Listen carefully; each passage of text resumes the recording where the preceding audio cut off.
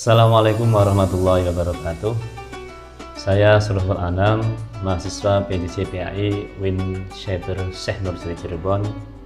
Pada kesempatan kali ini, saya akan membahas tentang fenomena fikih muamalah yang sering terjadi dalam kehidupan sehari-hari kita, yaitu tentang hutang piutang. Menunda bayar hutang padahal mampu. Bagaimana penjelasan dalam Islam? Berikut ulasan lengkapnya. Pernahkah kita mendengar ungkapan seperti ini? Yang memberi hutang justru sungkan menagih, sementara yang berutang malah sulit dihubungi. Atau susah banget nagih hutang, yang ditagih lebih galak dari yang ngasih. Fenomena seperti ini sering terjadi di masyarakat kita. Padahal ketika kita meminjamkan uang kepada seseorang, biasanya kita melakukannya karena rasa kasihan, kepercayaan, dan keinginan untuk membantu. Namun sayangnya tidak sedikit orang yang menunda pembayaran, padahal sebenarnya dia mampu. Lalu bagaimana pandangan Islam dalam menanggapi fenomena hutang tersebut? Mari kita ulas lebih jelasnya. Utang piutang dalam Islam termasuk bagian dari muamalah, yaitu hubungan sosial dan ekonomi antar manusia. Islam membolehkan utang karena pada dasarnya utang merupakan bentuk tolong menolong antar sesama.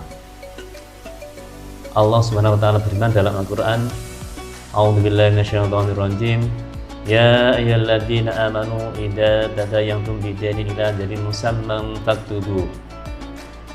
Yang artinya, wahai orang-orang yang beriman, apabila kamu bermuamalah tidak secara tunai untuk waktu yang ditentukan, hendaklah kamu mencatatnya.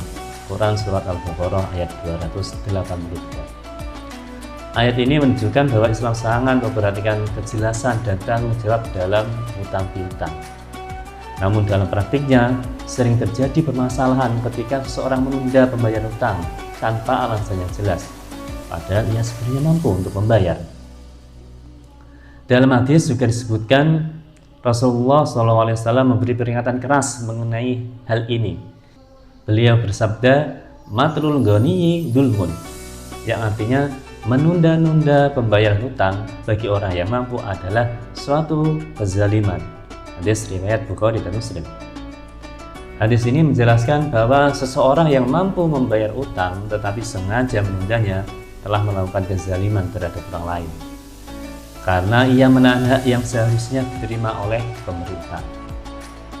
Dalam hadis yang lain disebutkan Rasulullah bersabda, fa inna min khiyarin nas ahsanuhum qada'an, yang artinya sesungguhnya sebaik-baik manusia adalah yang paling baik dalam membayar hutangnya.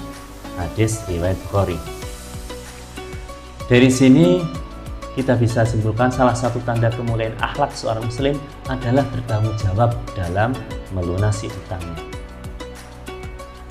Adapun pendapat para ulama juga menjelaskan hukum bagaimana seseorang yang menunda pembayaran hutang ini. Menurut Syekh Badruddin Al-Aini, menunda pembayaran utang bagi orang yang mampu adalah perbuatan yang diharamkan karena termasuk menahan hak orang lain.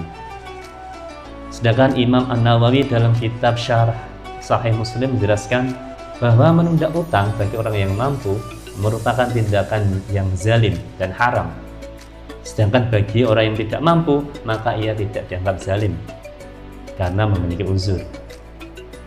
Para ulama menegaskan bahwa utang termasuk hakul adami, yaitu hak sesama manusia.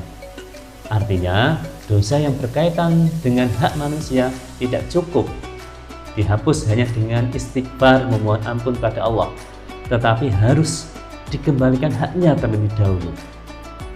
Oleh karena itu, dalam fikih muamalah, utang itu termasuk akad qard, yaitu akad pinjaman yang bertujuan untuk membantu orang lain.